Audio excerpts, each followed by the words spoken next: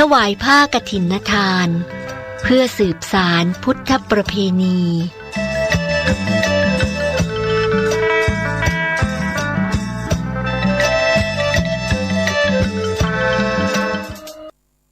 กฐินทานคือสังฆทานบุญทานยิ่งใหญ่1 เดือนข่าวสารเพื่อการประชาสัมพันธ์ขอเชิญชวนศรัทธานักศีลนักบุญทั้งหลายร่วมงานทำบุญทอดกฐินสามัคคีของวัดร้องอ้อตำบลสันพิเชื่ออำเภอเมืองจังหวัดเชียงใหม่ตรงกับวันอาทิตย์ที่ 6 พฤศจิกายน พุทธศักราช 2565 ขึ้น 13 ค่ำเดือนยี่ทอดถวายกับพระสงฆ์ที่จำพรรษาท่วนไตรมาสของวัดร้องอ้อเวลา 9:30 น.เป็นต้นไปขอเชิญชวนร่วมงานบุญกฐินสามัคคีของวัดร้องอ้อตำบลสันพิเชื่ออำเภอเมืองเชียงใหม่จังหวัดเชียงใหม่ตรงกับวันอาทิตย์ที่ 6 พฤศจิกายน 2565 ช่วงเช้า 9:30 น.ได้บุญได้กุศลโดยพร้อมเพรียงกันสมบัติสวรรค์สมบัตินิพพานสมบัติเพิ่มพูนสัก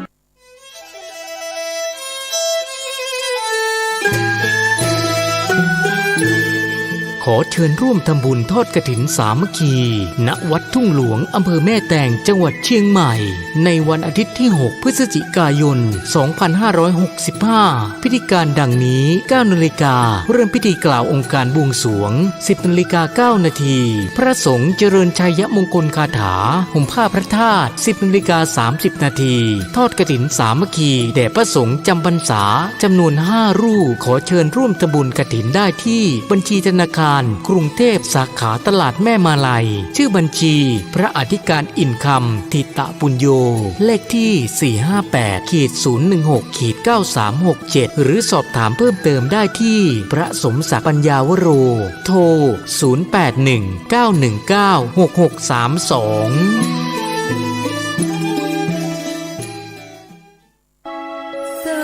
มนุษย์สมบัติสวรรค์สมบัตินิพพานสมบัติข่าวสารเพื่อการประชาสัมพันธ์ขอเชิญชวนศรัทธานักศีลนักบุญทั้งหลายร่วมทำบุญทอดกฐินสามัคคีมหากุศลประจำปีพุทธศักราช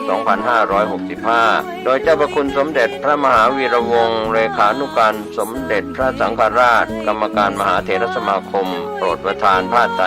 กฐินให้คุณบุญชัยมาบุญศักดิ์สิทธิ์ที่ปรึกษาพิเศษหัวหน้านายทหารฝ่ายเสนาธิการประจำปลัดกระทรวงกลาโหมโยมพ่อเลี้ยงธนวัฒน์แม่เลี้ยงทัศพิชาสุสิงห์คำร่วมกับศรัทธาสาธุชนทั้งหลายน้อมนำถวายผ้ากฐินพระสงฆ์ที่จำพรรษาท่วนไตรมาสของวัดวังสิงห์คำตำบลป่าแดดอำเภอเมืองเชียงใหม่ทอดกฐินทานขอเชิญร่วมทำบุญตักบาตรรำลึกมุทิตาครูบาเจ้าศรีวิชัยครบรอบ 88 ปีพิธีลงจอบแรกการสร้างทางขึ้นดอยสุเทพตำบลสุเทพอำเภอเมืองเชียงใหม่จังหวัดเชียงใหม่ตรงกับวันพุธที่ 9 พฤศจิกายน พุทธศักราช 2565 เวลา 6:09 น.เป็นต้นไปศรัทธาประชาชนพร้อมกันที่ลานอนุสาวรีย์ครูบาเจ้าศรีวิชัยช่วง 6:19 น.ผู้ว่าราชการจังหวัดเชียงใหม่ถวายเครื่องสักการะครูบาเจ้าศรีวิชัยถวายเครื่องสักการะเจ้าแก้วนวรัตน์ต่อจากนั้น 6:29 น.ทำบุญตักบาตรรำลึกมุทิตาครูบาเจ้าศรีวิชัยพระภิกษุสามเณร219 รูปออกรับบิณฑบาต 7:29 น.ผู้ว่าราชการจังหวัดเชียงใหม่จุดธูปเทียนบูชาพระรัตนตรัยไหว้พระสมาทานศีลอาราธนาพระปริตรพระสงฆ์เจริญพุทธมนต์ 9 นาฬิกาประธานโดยผู้ว่าราชการจังหวัดเชียงใหม่กล่าวเปิดโครงการสักการะครูบารักษาห้วยแก้วท่านสิริพรสิริโสดาผู้อำนวยการสำนักงานคุมประพฤติจังหวัดเชียงใหม่กล่าวรายงานวัตถุประสงค์ของโครงการผู้ว่าราชการจังหวัดเชียงใหม่กล่าวให้โอวาทสมาชิกผู้ถูกคุมเจ้าหน้าที่สำนักงานคุม ประพฤติจังหวัดเชียงใหม่อาสาสมัครคุมประพฤติจังหวัดเชียงใหม่นำสมาชิกผู้ถูกคุม70ท่านออกบริการสังคมพัฒนาทำความสะอาดรอบอนุสาวรีย์ครูบาเจ้าศรีวิชัยและน้ำตกห้วยแก้วตามโครงการสักการะครูบารักษาห้วยแก้วเป็นเสร็จพิธีขอเชิญชวนนะครับเช้าวันพุธที่9พฤศจิกายนพุทธศักราช2565ที่ลานอนุสาวรีย์ครูบาเจ้าศรีวิชัยตั้งแต่ 6 นาฬิกาเป็นต้นไปร่วมงานนี้โดยพร้อมเพรียงกันเป็นเมื่อป้าเขาคุ้มคือเป็นห้องบางดาวท่านกำลังติดตามรับฟังสถานีวิทยุกระจายเสียงพระพุทธศาสนาแห่งชาติและสังคมคลื่นเพื่อการศึกษาพระพุทธศาสนาและวัฒนธรรมระบบ FM 104.5 เมกะเฮิรตซ์รายการต่อไปเป็นรายการคดีโลกคดีธรรม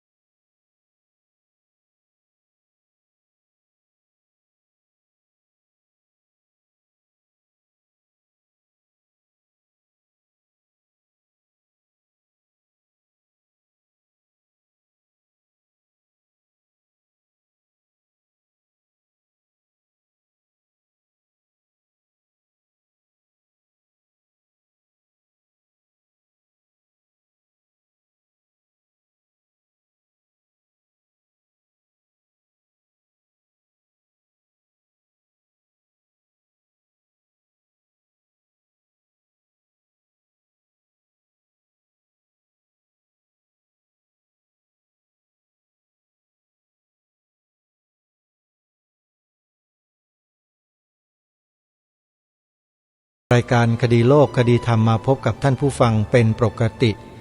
ทุกวันจันทร์ถึงวันศุกร์และวันเสาร์อาทิตย์ทางสถานีวิทยุแห่งนี้ท่านผู้ฟังสามารถใช้โทรศัพท์มือถือระบบ Android เพื่อดาวน์โหลดแอปพลิเคชันวิทยุพุทธศาสนาทั่วไทยเพื่อติดตามรับฟังรายการนี้ได้ทุกวันแอปพลิเคชันนี้มีสถานีวิทยุพระพุทธศาสนาแห่งชาติให้ท่านเลือกรับฟังได้มากถึง39สถานีณเวลานี้เพิ่มเข้ามาอีกหนึ่งคือสถานีวิทยุพระพุทธศาสนาประจำจังหวัดสงขลานั่นก็คือวัดเกาะบกรัตนารามตำบลควนรูอำเภอรัตภูมิจังหวัดสงขลาคลื่น FM 101.0 เมกะเฮิรตซ์คลื่นนี้ครูบาอาจารย์ที่ท่านเป็นผู้อำนวยการชื่อว่าพระครูสิริญาณวิมลท่านเป็นพระมหาปรริญญามีความรู้เป็นครูสอนนักธรรมสอนบาลีแล้วก็เป็นผู้ที่ชอบเผยแผ่ธรรมะพูดธรรมะบรรยายธรรมะอธิบายธรรมะให้ญาติโยมชาวจังหวัดสงขลาได้ฟังกันทุกวันถือว่าเป็นต้นแบบเป็นแบบอย่างรูปหนึ่งของภาคใต้ที่ทางรายการคดีโลกคดีธรรมได้ทาบทามให้ท่านส่งข้อมูลเข้ามา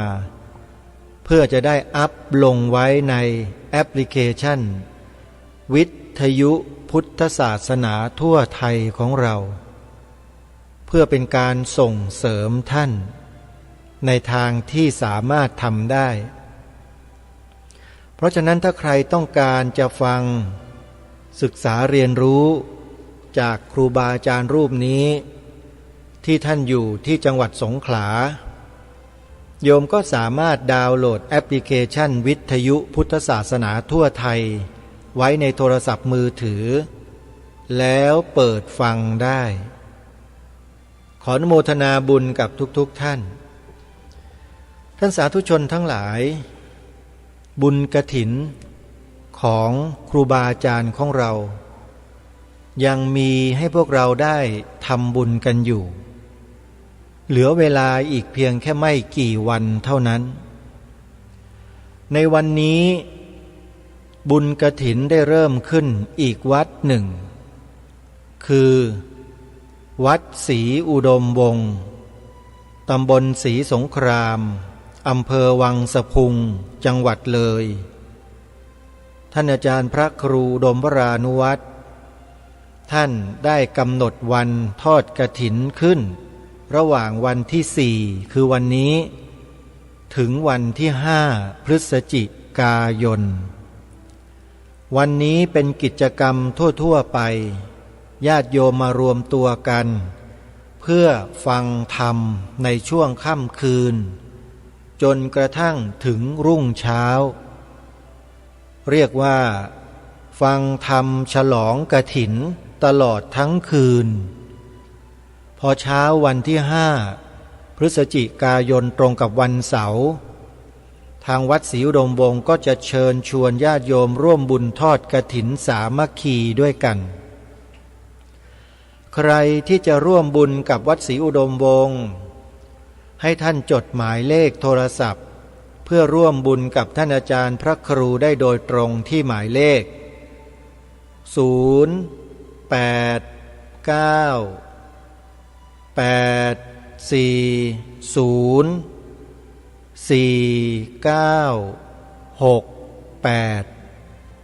โทรศัพท์ไปนะโยมนะครูบาอาจารย์ของเราท่านจะได้มีกำลังใจทำพูดคิดแต่สิ่งที่ดีเรื่องที่ดีความรู้สึกที่ดีให้แก่พวกเราสืบต่อไปส่วนวันที่5-6 พฤศจิกายน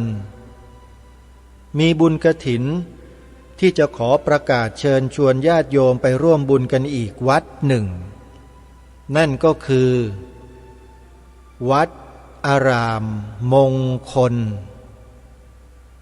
วัดอารามมงคลนี้ตั้งอยู่ที่ตำบลยางตลาดอำเภอยางตลาดจังหวัดกาฬสินธุ์โดยมีท่านอาจารย์พระครูปริยัติโพธิธรรมเป็นเจ้าอาวาสท่านอาจารย์พระครูรูปนี้เป็นพระนักการศึกษาโยมท่านจบปริญญาโทการศึกษาจากมหาวิทยาลัยสงฆ์เป็นพระมหาปรริญญาถือว่าเป็นครูบาอาจารย์ที่มีความรู้มีความสามารถรูปหนึ่งที่วัดท่านนั้นเปิดเป็นสำนักเรียนพระปริยัติธรรมแผนกสามัญเพื่อส่งเสริมลูกหลานชาวอีสานของเราเนี่ยได้บวชเรียนเป็นสามเณรเพราะฉะนั้นที่วัดนี้ได้เลี้ยงดูแลสามเณรไว้เป็นจำนวนมากให้ส่งเสริมการศึกษาเล่าเรียนแก่เขาถ้าหากญาติโยมท่านใดได้ร่วมทำบุญกฐินปีนี้กับวัดอารามมงคลก็เท่ากับว่าญาติโยมได้ช่วยส่งเสริมการศึกษาเล่าเรียนพระปริยัติธรรมให้แก่เหล่าสามเณรเหล่านั้นด้วยจึงขอเชิญชวนสาธุชนโทรศัพท์เข้าไปร่วมบุญกับวัดอารามมงคลที่โทรศัพท์2หมายเลขดังต่อไปนี้084-034-4606และ094-281-3500 2หมายเลขนะโยมนะ ช่วยสนับสนุนครูบาอาจารย์ของเราที่ทำงานอย่าให้ท่านหมดกำลังใจเป็นอันขาดเพราะเราจะหาพระสงฆ์ที่ดำรงมั่นอยู่อย่างนี้สักรูปหนึ่งในประเทศไทยในเมืองไทยเนี่ยหายากเต็มทีทุกวันนี้โยมเอ้ยเมื่อมีให้เราทำบุญสนับสนุนท่านแล้วเนี่ยอย่ารอช้านะโยมนะช่วยกันวันที่5-6 พฤศจิกายนอีกวัดหนึ่งที่ทางรายการประชาสัมพันธ์ให้ญาติโยมช่วยสนับสนุนทำบุญทอดกฐินกับวัดนี้นั่นก็คือวัดภูจวงตำบลทับหลวงอำเภอบ้านไร่จังหวัดอุทัยธานีญาติโยมสาธุชนทั้งหลายวัดภูจวงวัดนี้มีเจ้าอาวาสที่เก่งมีความสามารถมีความรู้จบปรริญญาธรรม9 ประโยคนำพระเนนเดินธุดงค์ทุกปีในอุทยานแห่งชาติทุ่งใหญ่นเรศวรทำความเพียรกันทั้งกลางวันทั้งกลางคืนเป็นความศรัทธาความชอบส่วนตัวของท่านท่านต้องการที่จะฝึกฝนอบรมตนของท่านในภาคปฏิบัติก็เลยนำเดินธุดงค์เป็นประจำแล้วที่ดีกว่านั้นพิเศษกว่านั้นก็คือท่านเป็นพระวิปัสสนาจารย์สอนกรรมฐานให้แก่พระภิกษุสงฆ์สามเณรในสังกัดและญาติโยมสาธุชนที่สนใจเป็นประจำด้วยเพราะฉะนั้นการส่งเสริมเจ้าอาวาสวัดภูจวงคือพระมหาลำพันธ์ปุญญามโนปริยธรรม9 ประโยครูปนี้ก็เท่ากับว่าส่งเสริมผู้คนอีกจำนวนมากให้ได้รับความรู้ให้ได้รับข้อปฏิบัติที่ดีจากพระอาจารย์รูปนี้เป็นจำนวนมากจึงขอเรียนเชิญเจริญพรสาธุชนร่วมทำบุญกับวัดภูจวงด้วยกันนะโยมนะอาตมาภาพก็จะไปร่วมบุญกับทางวัดนี้เช่นเดียวกันใครที่จะร่วมทำบุญกับวัดภูจวง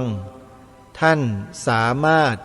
โทรศัพท์เข้าไปร่วมบุญได้โดยตรงที่วัดภูจวงที่หมายเลขโทรศัพท์ดังต่อไปนี้080-729-6734หรือ080-077-2477นี่เบอร์โทรศัพท์ของวัดภูจวงที่เชิญชวนสาธุชนได้ร่วมทำบุญทอดกฐินปีนี้และกฐินสุดท้ายของปีซึ่งปีนี้วันสุดท้ายของการกฐินก็คือวันที่8 พฤศจิกายนกฐินสุดท้ายของปีที่จะแจ้งบอกให้สาธุชนร่วมบุญนี้อาตมาภาพมีส่วนร่วมในงานนี้ด้วยถ้าใครเดินทางไปร่วมบุญกฐินสุดท้ายของปีที่จะประกาศให้ญาติโยมได้ทราบต่อไปนี้ก็จะได้ไปพบกับอาตมาภาพในงานกฐินครั้งนี้ด้วยบุญกฐินสุดท้ายของปีนี้ขอเชิญชวนสาธุชนไปร่วมบุญกันที่วัดสามชุกตำบลสามชุกอำเภอสามชุกจังหวัดสุพรรณบุรีงานนี้สถานีโทรทัศน์ดีทีวีไปทำกิจกรรมร่วมกับวัดสามชุกด้วยญาติโยมท่านใดที่ร่วมทำบุญทอดกฐินที่วัดสามชุก เท่ากับท่านได้ช่วยสนับสนุนดีทีวีของเราด้วยท่านจะเดินทางไปร่วมบริจาคด้วยตนเองที่วัดสามชุกด้วยได้ยิ่งดีจะได้พบปะพูดคุยกันแลกเปลี่ยนความคิดเห็นในเรื่องต่างๆด้วยกันโดยเฉพาะญาติโยมที่ฟังรายการคดีโลกคดีธรรมอยู่ในขณะนี้ที่ท่านอยู่ในตัวจังหวัดสุพรรณบุรีก็ดีอยู่ในจังหวัดใกล้เคียงก็ดีถ้ามีความคับข้องหมองใจอะไรกับรายการคดีโลกคดีธรรมที่ออกอากาศอยู่ทุกวันหมายถึงว่ามีความสงสัยประเด็นไหนอย่างไรอาตมาภาพจะเดินทางไปให้โยมสอบถามแล้วคุยกันด้วยเหตุผลด้วยหลักการอาตมาภาพไม่ใช่เป็นคนหนีคนนะโยมเป็นคนที่นั่นต่อสู้กับความเป็นจริงแล้วก็ไม่เคยกลัวความโกหกหลอกลวงจากที่ไหนทั้งนั้นไม่ได้พูดแบบว่าไม่ได้เป็นนักเลงอะไรหรอกโยมแต่พูดความจริงเพราะทุกสิ่งทุกอย่างนั้นมันหลอกกันไม่ได้หรอกโยมอาตมาภาพเวลาพูดรายการเนี่ยจะนำเอาแต่ความจริงมาพูดประเทศไทยเราเนี่ยพระพุทธศาสนาเป็นศาสนาประจำชาติไทยของเราเนี่ยเป็นความจริงแล้วกล้าที่จะเผชิญกับความจอมปลอมทั้งหลายทั้งปวงที่กำลังบิดเบือนความจริงเหล่านี้อยู่ทุกที่ทุกเวลาใครที่คิดว่าตัวเองกระทำแต่สิ่งที่จอมปลอมอยู่แล้วคิดว่าตัวเองถูกตัวเองดีแล้วมีเหตุมีผลที่จะลบล้างความจริงของชาติบ้านเมืองของเราได้เนี่ยก็ลองดูถ้ามีเหตุผลพอนะแล้วก็งานนี้ขอบอกว่าเปิดตัวกันให้เต็มไปเลยไม่ต้องไปหลบไปซ่อนไปเป็นอีแอบอยู่มาเจอกันที่ในงานก็ได้มาตั้งเวทีกันเสวนาพูดคุยกันก็ดีออกทีวีไปด้วยจะได้รู้กันไปเลยไงว่าไอ้ประเทศไทยเราเนี่ยมีศาสนาพุทธเป็นศาสนาประจำชาติจริงหรือเปล่าหรือบรรพบุรุษเขาหลอกเรามาโดยตลอดจะได้รู้กันไงแล้วคนที่บอกว่าไม่ใช่นะก็จะได้เอาหลักฐานเอาเหตุผลต่างๆมาเสนอผ่านรายการไปเลยให้แน่สักรายเถอะนะนี่คือรายการคดีโลกคดีธรรมท่านผู้ฟังนะไม่ใช่นักเลงนะโยมแต่จริงคือคนจริงอ่ะพูดอะไรแล้วถ้าไม่ใช่ความจริงก็จะไม่นำมาพูดสิ่งที่นำมาพูดเนี่ยคือสิ่งที่มันมีและมันเป็นอยู่จริงเป็นมาตั้งแต่อดีตชาติมาแล้วไม่ใช่แค่ชาตินี้ชาติเดียวนะเป็นพันปีมาแล้วท่านหลักฐานมีเยอะแยะไปหมดสิ่งต่างๆมากมายมหาศาลที่ทำให้เราใช้สามารถอ้างอิงได้ทั้งหมดแต่ไอคนที่มันจอมปลอมนี่สิน่าเป็นห่วงมันพูดอะไรลอยๆขึ้นมาเนี่ยน่าเป็นห่วงมากกลัวว่าอะไรจะลอยไปใส่พวกเขาเนี่ยอาตมาจะกลัวอย่างนั้นเวลาพูดอะไรออกมาแล้วคนเขารับกันไม่ได้เนี่ยนี่แหละคือสิ่งที่เป็นห่วงมากกว่าเพราะฉะนั้นใครก็ตามนะที่ขัดข้องหมองใจกับรายการคดีโลกคดีธรรมเนี่ยนะโยมมาในงานแล้วขอยกมือขึ้นท่ามกลางสงฆ์เลยผมข้องใจครับรายการเนี้ยนั่นแหละแล้วมาคุยกันด้วยเหตุด้วยผลมาคุยกันที่มันข้องใจอะไรกันนักหนานักมันมีอะไรอาตมาก็อยากจะรู้เหมือนกันแล้วก็มาคุยกันด้วยเหตุด้วยผลอันนี้ไม่ใช่ท้าทายนะโยมอาตมาเนี่ยไม่ใช่เป็นคนท้าทายใครแต่เป็นคนที่ชอบความจริงมากกว่าไม่ชอบการหลอกลวงบิดเบือนหลอกลวงทำลายชาติบ้านเมืองเนี่ยเกลียดนักไม่ว่าใครทั้งนั้นแหละแต่เราก็คงจะทำอะไรเขาไม่ได้เพราะเราไม่ได้มีอำนาจไม่ได้มีหน้าที่เราก็ได้แต่บอกแต่กล่าว และพูดในสิ่งที่ถูกต้องสิ่งที่เป็นจริงเท่านั้นเองถ้าอาตมาภาพมีอำนาจนะหรือถ้าอาตมาภาพมีกำลังนะหรือไม่เก็บไว้ทำปุ๋ยทำยาเราพวกนี้มันใช้ไม่ได้ฮะก็คงจะเอาไปทำอย่างอื่นหมดอะจริงๆเนี่ยบ้านเมืองเรามันขาดคนแบบนี้แหละบ้านเมืองมันทั้งวุ่นวายอยู่ทุกวันนี้ไงมีผู้นำก็ไม่เอาทานไปทำอะไรต่อไม่อะไรอยู่ก็ไม่รู้ไอ้เรื่องความเป็นชาติความเป็นศาสนาความเป็นสถาบันพระมหากษัตริย์ที่เป็นศูนย์รวมจิตใจของคนไทยมาช้านานเนี่ยไม่ค่อยใส่ใจสักเท่าไหร่ปล่อยปละละเลยไปสนใจแต่คำพูดคำเสนอของใครอยู่ก็ไม่รู้แทนที่จะตัดสินใจด้วยตัวเองทันทีไม่มีเอาอย่างง่ายๆเนี่ยสีขาวในธงชาติไทยหมายถึงพระพุทธศาสนาเท่านั้นเนี่ยมีผู้นำหน่วยงานของรัฐคนไหนบ้างผู้นำหน่วยราชการอยู่ในหมู่บ้านไหนตำบลไหนบ้างที่จะกล้าพูดแบบนี้มีไหมในประเทศเนี้ยมีหรือเปล่าแล้วที่ไม่พูดเพราะอะไร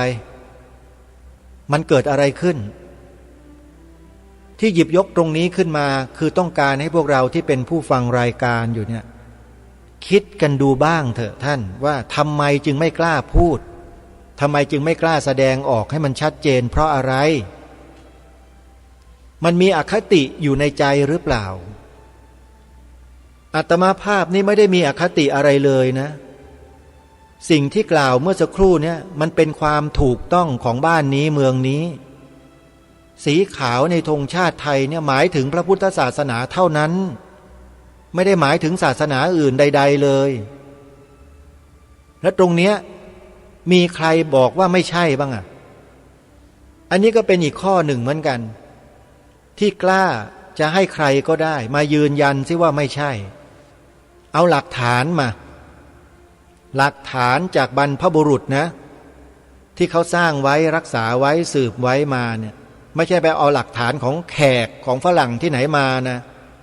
ถ้าเอามานี่ตกเวทีไม่รู้ตัวนะจะบอกให้อย่าเชียวนะ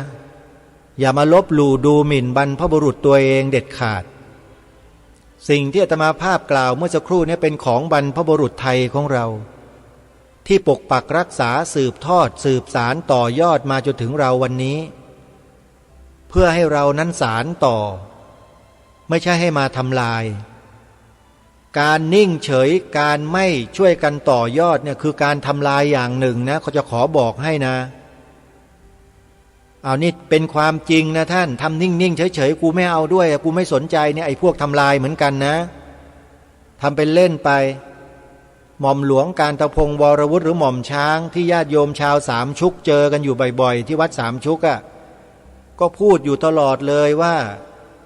ท่านอ้างถึงผู้ใหญ่ท่านหนึ่งบอกว่าคนไทยที่เฉยๆทำเป็นไม่รู้ไม่ชี้เนี่ย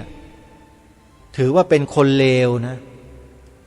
หม่อมช้างพูดแบบนี้เลยพูดผ่านรายการที่อาตมาภาพเป็นพิธีกรอยู่ด้วยรายการตระเวนคนตระเวนธรรมเนี่ยประจำเลยทุกๆวันอังคารนะที่หม่อมช้างมาออกนะเพราะฉะนั้นอย่าคิดว่านั่งเฉยๆอมลิ้นกินน้ำลายกันอยู่แล้วจะเป็นคนดีเสมอไปมันไม่ใช่นะอาจจะเป็นส่วนแห่งความเลวเป็นพวกเดียวกับคนเลวๆที่ทำลายชาติบ้านเมืองไปด้วยนะจะบอกให้ซึ่งผู้ใหญ่ท่านก็พูดชัดอยู่แล้วคนที่ไม่หยิบไม่จับไม่ทำอะไรเลยไม่พูดอะไรเลยเนี่ยนิ่งๆเฉยๆเนี่ยนับได้ว่าเป็นคนเลวนะไม่เอาถ่านเหยียบขี้ไก่ไม่ฝ่อเรื่องชาติเรื่องศาสนาเรื่องพระมหากษัตริย์นี่ไม่ได้เรื่องเลยพอมีผู้มาประกาศให้ช่วยกันกล่าวช่วยกันประกาศช่วยกันยกย่องให้เห็นปรากฏเด่นชัดให้ถูกต้องตรงประเด็นตรงกับหลักฐานตรงกับความเป็นจริงเงียบหมดเลยอย่างเนี้ยเข้าข่ายคนเลวนะ อาตมาไม่ได้พูดนะเมื่อกี้อ้างหม่อมช้างเขาพูดหม่อมช้างหรือหม่อมหลวงกาญตพงศ์วรวุฒิถือว่าเป็นผู้หลักผู้ใหญ่ในราชสกุลนะจะบอกให้ไม่ใช่คนธรรมดาสามัญอย่างพวกเราท่านลงมาแล้วมาทำหน้าที่ถึงขนาดนี้แล้วพูดถึงขนาดนี้นะถ้าหากพวกเรายังทำเป็นไม่รู้ไม่ชี้อันนี้แหละจะเข้าข่ายเป็นคนเลวได้นะอันนี้ต้องขอฝากกับท่านผู้ฟังน้อยในวันนี้พูดมาพูดไปก็ออกมานอกเรื่องซะยาวไกลทีเดียวไม่เป็นไรกลับไปที่เดิมโยมอาตมาภาพกำลังพูดถึงการสนับสนุนส่งเสริมครูบาอาจารย์ของเราในการทำคุณงามความดีที่ท่านกำลังกระทำอยู่เพื่อไม่ให้ท่านนั้นหมดกำลังใจหมดเรี่ยวหมดแรงจนถอดใจไปในที่สุดเพราะขาดการทำนุบำรุงส่งเสริมท่าน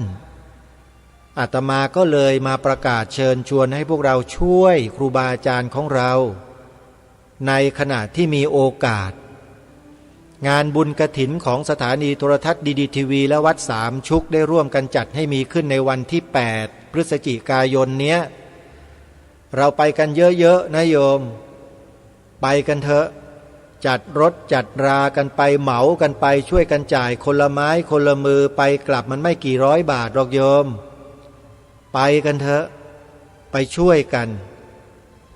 และดีทีวีเมื่อจัดกิจกรรมถ่ายทอดสดนอกสถานที่ทุกครั้งเนี่ยไม่มีหรอกว่าครั้งไหนที่จะไม่ให้ความรู้ในเรื่องราวที่สำคัญกับท่านที่ไปร่วมงานท่านจะได้รับความรู้จากวิทยากรหลากหลายมากมายเหล่านั้นทุกครั้งในครั้งนี้ก็เหมือนกันเรื่องราวที่มันกำลังเป็นที่สนอกสนใจของคนไทยเราทั้งประเทศทั้งแผ่นดินก็คือข่าวที่เขาบอกว่าจะมีการเสนอร่างกฎหมายหรือแก้ไขกฎหมายให้ชาวต่างชาติถือครองที่ดินเป็นกรรมสิทธิ์ได้เนี่ยเรื่องนี้เรื่องใหญ่มากซึ่งในการจัดงานครั้งนี้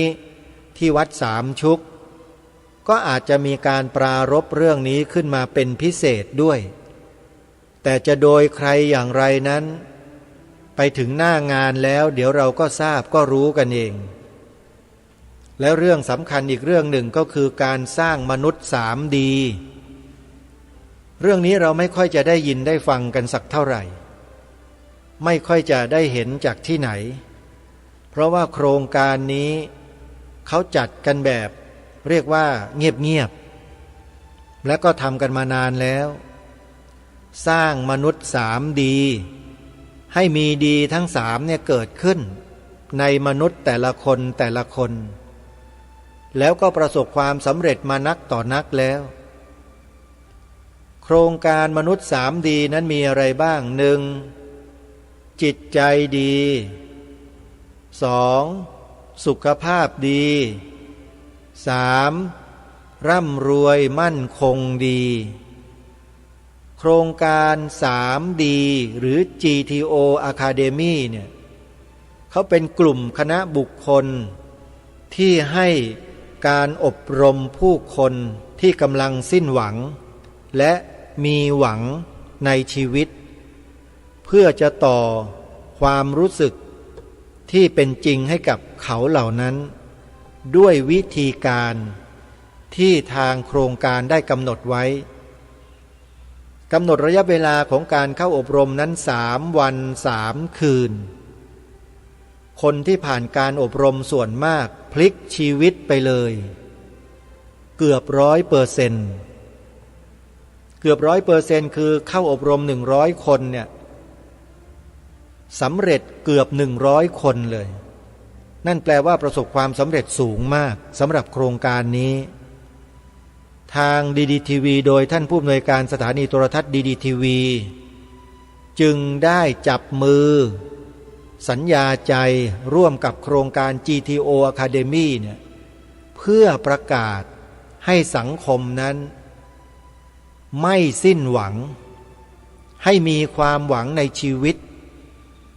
แล้วจะได้ผ่านกระบวนการอบรมให้ความรู้ในเรื่องราวของคุณค่าของชีวิตจากโครงการนี้ร่วมกันเพื่อพัฒนาศักยภาพของความเป็นมนุษย์ของเราเนี่ยให้มันเกิดขึ้นมีขึ้นจะได้เป็นพลังขับเคลื่อนในการทำคุณงามความดีให้ยิ่งขึ้นไปอีกผู้อำนวยการสถานีโทรทัศน์ดีทีวีถือว่ามองอะไรข้างหน้าที่ไกลแล้วก็เห็นประโยชน์ส่วนรวมเป็นหลักจึงได้นำโครงการนี้เข้ามาร่วมกันเป็นพันธมิตรในการขับเคลื่อนสังคมไทยของเราจากจุดเล็กๆที่เราทำกันนี่แหละมันจะค่อยๆขยายออกไปเรื่อยๆโดยมีสื่อสถานีโทรทัศน์ดีทีวีและสถานีวิทยุของครูบาอาจารย์ของเรานี่แหละเป็นส่วนสำคัญในการกระจายข้อมูลเหล่านี้เพราะฉะนั้นในวันทอดกฐินสามัคคีสุดท้ายวันที่8พฤศจิกายนนี้ถ้าท่านใดต้องการจะพบปะกับบุคลากรของโครงการเหล่านี้บุคลากรของดีทีวีญาติโยมพุทธบริษัทจากต่างถิ่นต่างที่มีแนวความคิดเดียวกันกับเราขอให้เราขนกันมาที่วัดสามชุกกันให้เยอะๆโยมมากันให้ถล่มทลายกันสักทีสิมาร่วมกิจกรรมงานบุญกฐินนี้ด้วยกันและมารับอะไรที่ดีๆจากในงานครั้งนี้ใครสนใจจะสอบถามรายละเอียดในเบื้องต้นก่อนก็ยินดีเป็นอย่างยิ่งโทรศัพท์ไปที่สถานีโทรทัศน์ดีทีวีก็ได้โยมหมายเลขโทรศัพท์091 มี2หมายเลขลงท้ายด้วย0หมายเลขหนึ่งลงท้ายด้วย1หมายเลขหนึ่งเลขข้างหน้าเหมือนกันคือ098-341-5730-1โทรศัพท์ไปถามได้เลยหรือจะร่วมบุญกฐินปีนี้ก็ได้หรือท่านจะโทรไปถามโดยตรงที่วัดสามชุกโดยหลวงพ่อเจ้าอาวาสท่านจะรับโทรศัพท์ด้วยตนเองโทรไปที่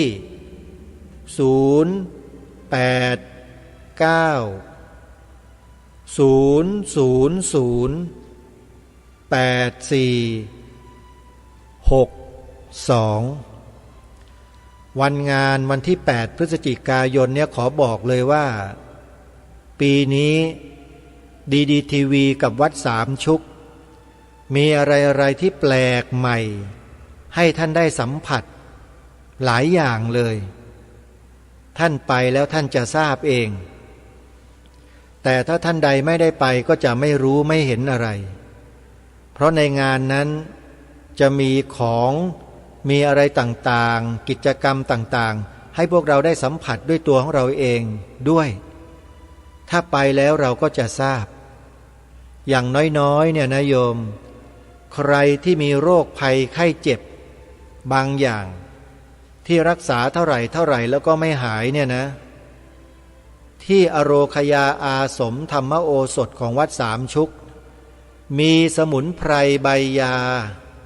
ที่รับโดยตรงมาจากวัดสระแก้วอำเภอลาดยาวจังหวัดนครสวรรค์มาตั้งไว้ให้บริการญาติโยมอยู่ที่นี่แล้วใครต้องการยาสมุนไพรวัดสระแก้ว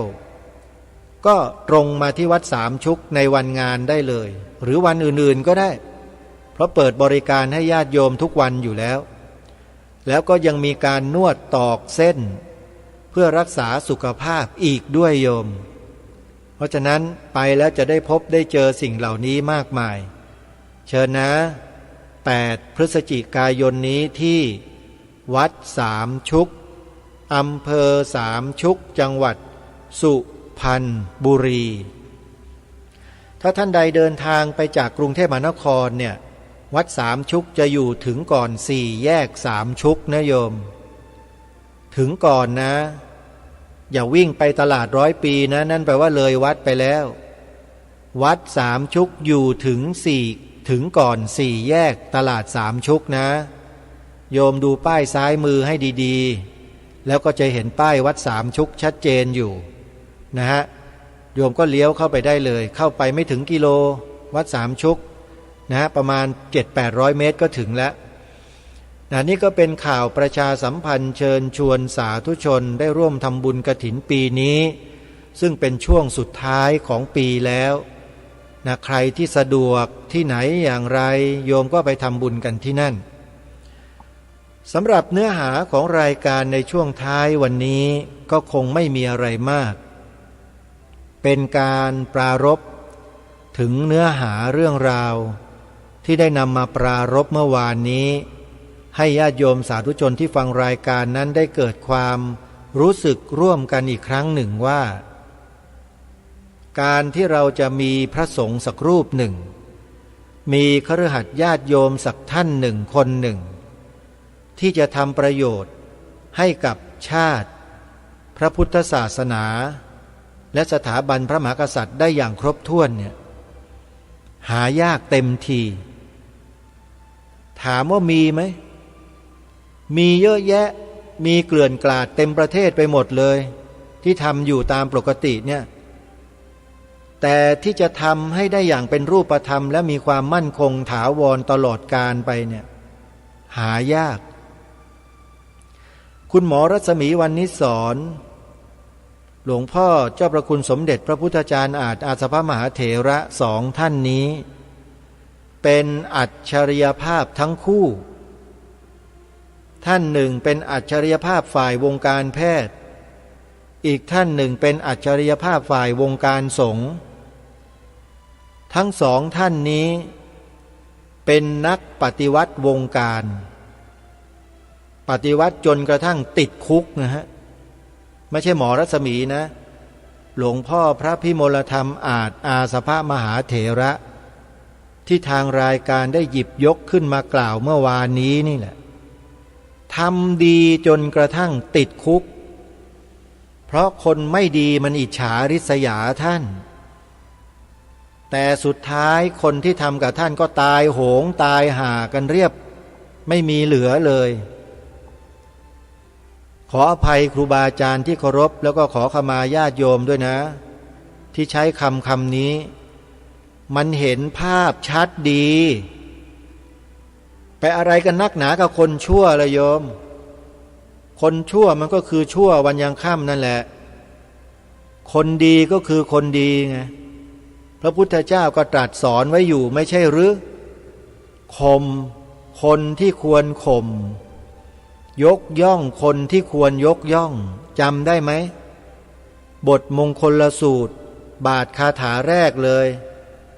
อเสวนาจะพาลานังบัณฑิตานันจะเสวนาเห็นไหมเล่าปูชาจะปูชนียานังเอตมังคัลลมุตตมังเคยสวดกันบ้างหรือเปล่าโยมมงคลสูตรเนี่ยพระพุทธเจ้าตรัสไว้ตั้งแต่บาทแรกเลยว่าอาเสวนาอย่าคบหาอย่าเสพคุ้นกับพวกคนพาลคนพาลในที่นี้เสริมเป็นวลีสั้นๆต่อไปนิดหน่อยว่าคนพาลสันดานหยาบพวกสันดานหยาบเนี่ยโยมรู้จักกันบ้างไหมเล่าพวกเนี้ยเออาก็จะยิงเออาก็จะฆ่าเออาก็จะทุบจะตีใช้ความรุนแรงโหดเหี้ยมทารุณนี่แหละเขาเรียกว่าคนพาลสันดานหยาบมันมีอยู่ในสังคมมนุษย์เราเนี่ยมีอยู่ทุกที่แหละทีนี้เราจะทำอย่างไรถ้าเราเจอคนพวกนี้จะทำยังไงพระพุทธเจ้าก็สอนเราอยู่แล้วเนี่ยก็ให้เราแผ่เมตตาไปหวังดีปรารถนาดีต่อเขาไปถ้าเขาจะทุบจะตีจะฆ่าจะอะไรเราก็ปล่อยเขาเราไม่ต้องไปโต้ตอบอะไรทั้งนั้นแหละ เพราะเราต้องรักษาความดีเหมือนกับเกลือที่รักษาความเค็มเอาไว้เชื่อพระพุทธเจ้าไม่ตกต่ำแน่นอนไม่ว่าภพนี้ภพหน้าหรือภพไหนก็ตามถ้าเชื่อพระพุทธเจ้านะไม่ต้องหวาดหวั่นกับคนพวกนี้แม้แต่นิดเดียวเพราะหลังจากที่เขาแตกกายตายไปจากโลกนี้แล้วกรรมที่เขาทำไว้กับเราเนี่ยจะกลับไปเล่นงานเขาอยู่ทุกภพทุกชาติไม่มีจบไม่มีสิ้นเขาจะทุกข์ทรมานเพราะการกระทำของเขาในชาตินี้อย่างรุนแรงและเป็นระยะเวลาที่ยาวนานด้วยถ้าใครรักตัวกลัวทรมานกลัวทุกข์โทษกลัวภัยอันใหญ่ก็อย่าคิดทำร้ายใครทั้งด้วยกายด้วยวาจาและด้วยใจด้วยกายวาจาเนี่ยมันมองเห็นง่ายมันฟังง่ายใช่ไหมมันรู้ได้แต่ด้วยใจเนี่ยเราไม่ค่อยมองเห็นกันหรอกแต่มันจะแสดงออกมาทางกายวาจาในที่สุดนั่นแหละและผลที่เกิดขึ้นมันก็เห็นได้ชัดเพราะฉะนั้นการที่หลวงพ่อพระพิมลธรรมอาสพมหาเถระถูกเจ้าหน้าที่ตำรวจสันติบาลกระชากจีวรจับไปยัดใส่ขังคุกติดคุก5 ปีเนี่ยนี่คือผลที่เกิดขึ้นจากจิตใจข้างในของคนที่พวกเรามองไม่เห็นแล้วคาดไม่ถึงทั้งนั้นแหละแต่สุดท้ายแล้วกรรมก็เล่นงานหมดเลยไม่เหลือตายฮะให้ใหญ่ขนาดไหนก็ตายท่านทำกับผู้บริสุทธิ์อย่างหลวงพ่อพระพิมลธรรมอาจเนี่ยรายการคดีโลกคดีธรรมจึงต้องมาพูดซ้ำๆย้ำๆให้พวกเราได้เกิดความกลัวบ้างพระสงฆ์ที่ท่านทำงานทำการอยู่ทุกวันนี้ด้วยความบริสุทธิ์ใจเนี่ยอย่าคิดไปทำร้ายท่านด้วยวาจาด้วยกายด้วยใจเป็นอันขาดบาปกรรมมันจะเล่นงานชีวิตของท่านไปทุกภพทุกชาติอย่างรุนแรงไม่มีจบไม่มีสิ้นทีเดียวพระพุทธเจ้าก็ตรัสสอนตรัสบอกไว้แล้วว่าเวรย่อมระงับด้วยการไม่จองเวรแต่ไอ้คนเวรพวกนี้มันก็จองเวรเขาอยู่นั่นแหละถึงแม้ว่าเขาจะทำแต่สิ่งที่ดีแค่ไหนเป็นประโยชน์ต่อส่วนรวมแค่ไหนมันก็ยังเป็นเวรกับเขาอยู่นั่นแหละคือตั้งจิตริษยาอยู่แล้วก็ใช้โทสะทำลายล้างอย่างเดียวด้วยเหตุนี้หลวงพ่อพระพิมลธรรมอาจจึงต้องติดคุกไงก็เพราะไอ้จิตใจสกปรกแบบนั้นนั่นแหละอย่าให้มันเกิดขึ้นอีกในใจของเราท่านผู้ฟังใครเขาทำคุณงามความดีเขาได้ดิบได้ดีเนี่ยยกมือสาธุอนุโมทนาแสดงความยินดีกับเขาสิจะไปอิจฉาริษยาเขาไปทำไมเล่าจิตใจมันเศร้าหมองมันหมกไหม้อยู่ทั้งที่มีชีวิตอยู่เนี่ยยังไม่รู้ตัวกันอีกนะไอ้พวกขี้อิจฉาริษยาทั้งหลายเนี่ยนะฮะอาตมาด่ากิเลสเนี่ยไม่ได้ด่าคนมันไม่รู้เรื่องหรอกไอ้สังขารรูปนามเนี่ยแต่กิเลสต่างหากเล่าที่มันทำลายคนทำลายมนุษย์เราอยู่ทุกวันเนี้ยอย่าให้มันมาครอบงำจิตรู้จักฝึกฝนอบรมจิตตัวเองบ้างไม่รู้จะไปที่ไหนนู่นก็ไปวัดป่าจริยธรรมวัดป่าสะพาน2วัดภูจวงหรือถ้าต้องการจะให้เด็ดเลยก็มาวัดมหาธาตุเนี่ย